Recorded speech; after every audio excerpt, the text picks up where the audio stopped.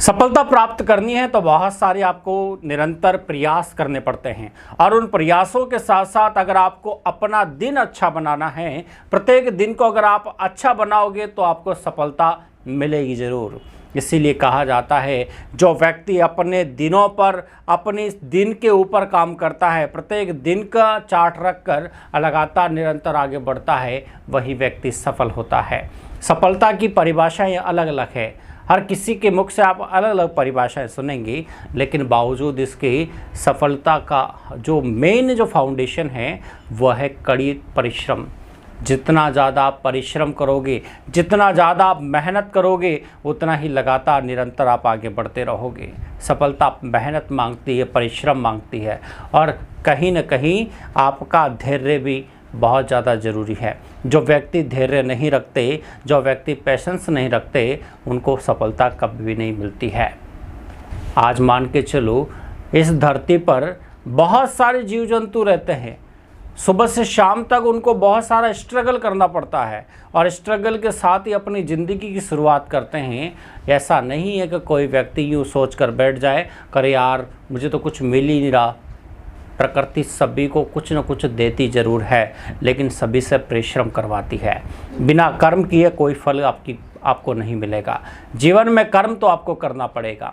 इसीलिए आपको निरंतर आगे बढ़ने की आवश्यकता है कि आपको अपने लक्ष्य को इतना महान बना देना है, इतना ऊंचा बना देना है कि आप उसको प्राप्त करने से कभी ना चूको। अपने लक्ष्य को इतना महान बनाकर चल लो, अपने माइंड में सिर्फ आपका लक्ष्य आपको दिखाई दे, बाकी और कुछ भी दिखाई ना दे। जितना आप अपने लक्ष्य की तरफ अडिग रहेंगे, उतनी ही सफलता आपके पास रहेगी। लक्ष्य की तरफ बढ़ने की आपको आवश्यकता है। जैसे अर्जुन का मिसाल देते हैं ना, मछली की आंख में तीर लगाने का, तो उसका लक्ष्य सिर्फ उस आंख की तरफ था, उसका लक्ष्य किसी भी तरफ नहीं था। तो इसका मतलब क्या है कि आपका लक्ष्य की तरफ क्या होना चाहिए, पूरा ध्यान होना चाहिए, पूरा फोकस होना चाहिए। जिस विद्यार्थी का लक्ष्य की तरफ पूरा फोकस होता है वह निरंतर आगे बढ़ता है और सफलता को जरूर प्राप्त करता है। इसीलिए सफलता हर किसी व्यक्ति को नहीं मिलती है, उसी को सफलता मिलती है जो उसका हकदार होता है, और हकदार भी वही व्यक्ति होता है जो लगातार उसकी तरफ निरंतर आगे बढ़ता चला जाता है। आप अगर जाना चाहो, यहाँ से किसी एक शहर से दूसरे शहर पर जाना चाहो और वहाँ से आपने बस का टिकट लिया और बैठ गए, लेकिन अगर आप बीच में से कोई सिटी आपको दिखी अच्छी लगी तो बीच में अगर उतर गए तो अपने लक्ष्य तक कभी नहीं पहुँच पाओगे। लक्ष्य पर तभी पहुँचोगे जब आप उसमें बैठे रहोगे। तो इसका मतलब क्या है? इसका मतलब है कि हम क्या करते हैं, बीच बीच में हमारे मन को दूसरी चीज़ों में, लक्ष्य से हटकर दूसरी चीज़ों में भटका लेते हैं, दूसरी जगह पर चले जाते हैं। माइंड दिन भर भटकता रहता है। कल सोचकर सोया था कि आज ये काम करूँगा, लेकिन सवेरा होते ही वह काम भी डिलीट हो गया और वो लक्ष्य भी डिलीट हो गया, कोई दूसरा ही काम में कर रहा हूँ। तो इसका मतलब क्या है कि कल मैंने सोचा कुछ और था, आज मैं कर कुछ और रहा हूँ। तो इसका मतलब आप कभी भी लक्ष्य की तरफ आगे नहीं बढ़ रहे। जीवन में कुछ पाना सीखो, किसी चीज़ के प्रति आपकी लालसा हो। तो इसका मतलब जो चीज़ के प्रति हम सोचते हैं, हमारे लक्ष्य की तरफ अगर निरंतर हमें आगे बढ़ने की प्रेरणा मिलती रहेगी तो निरंतर हम आगे बढ़ते चले जाएंगे। इसका मतलब अपने आप को मोटिवेट करना सीखो। ज़िंदगी में कभी यह सोचकर मत बैठो कि यार मुझे सफलता मिलेगी या नहीं मिलेगी, मुझे मेहनत का फल ज़रूर मिलेगा या नहीं मिलेगा। लेकिन ये बात हमेशा याद रखो, मेहनत की है तो फल भी अवश्य मिलेगा। मेहनत के आगे सफलता है। जितनी ज़्यादा आप मेहनत करोगे, जितनी ज़्यादा आप खुद पर वर्क करोगे, जितना ज़्यादा अपने आप को निरंतर आगे बढ़ाते चले जाओगे, ऑटोमेटिकली आपकी सफलता हुई पड़ी है।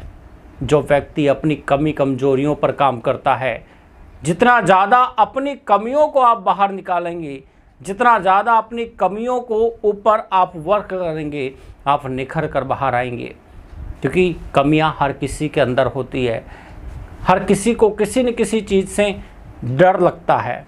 जैसे मान के चलो बचपन में छोटे बच्चे होते हैं और जिनके बैकग्राउंड थोड़ा इंग्लिश का कमज़ोर होता है, उनको इंग्लिश सब्जेक्ट से डर लगता है, किसी को मैथमेटिक्स से डर लगता है, किसी को साइंस से डर लगता है, किसी को संस्कृत से डर लगता है।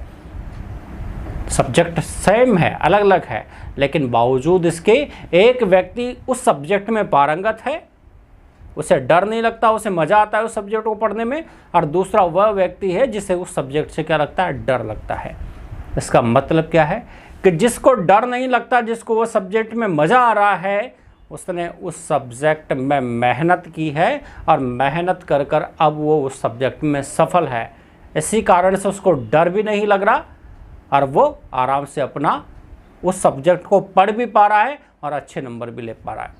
लेकिन जो व्यक्ति क्या है, शुरुआत से ही अपने माइंड में फोबिया बनाकर बैठ गया, करे यार मुझे याद नहीं होगा, मैं इसको याद नहीं कर सकता, मुझे टफ लगता है, ये फॉर्मूला, ये साइंस की बातें या फिर ये चीज़ें मुझे याद नहीं होती, तो वो बचपन से ही अपने माइंड में जब नेगेटिविटी बनाकर बैठ जाता है उस सब्जेक्ट के प्रति, तो वह सब्जेक्ट उसको रटने से भी याद नहीं होता है। तो गलत धारणाएं हम स्वयं बनाते हैं। जितना ज़्यादा चीज़ों के प्रति गलत धारणा हम बनाएंगे तो उतना हम उससे से डरेंगे, उसी जगह हम डरेंगे। आप देखा होगा कि पहली बार अगर आपको तैरने वाले होंगे और किसी नदी में कूदने से पहले कोई आपको डरा दे, अरे यहाँ पर ये हुआ था, तो हम चाहे कितने ही तैरने वाले हों लेकिन उस जगह नहीं कूदेंगे। क्यों? क्योंकि पहले आपको डरा दिया गया। तो इसका मतलब क्या है कि जितना आप चीज़ों से डरेंगे तो आप कभी भी सफलता को प्राप्त नहीं कर सकते। तो अपने अंदर के इस डर को, इस कमजोरी को आप निकाल दें, खुद पर वर्क करें, खुद की क्षमताओं को बढ़ाएं, अपनी स्किल डेवलप पर ध्यान रखें। कहीं ना कहीं जो बच्चे अपने आप पर ध्यान नहीं देते वह ज़िंदगी में आगे नहीं बढ़ पाते। आज मैंने बहुत सारे बच्चे देखे हैं, वो सिर्फ और सिर्फ क्या चाहते हैं, हाँ मस्ती मजाक मिल जाए, थोड़ा खेलना कूदना मिल जाए, इधर उधर घूम लूँ, इसी को ज़िंदगी समझते हैं।